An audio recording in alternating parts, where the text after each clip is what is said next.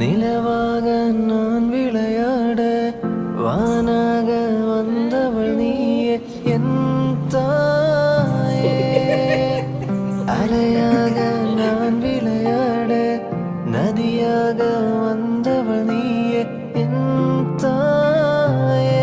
உந்தன் வீரர்கள் பீடித்து நடந்தேன் உந்தன் விழியின் நிழலில் வளர்ந்தேன்.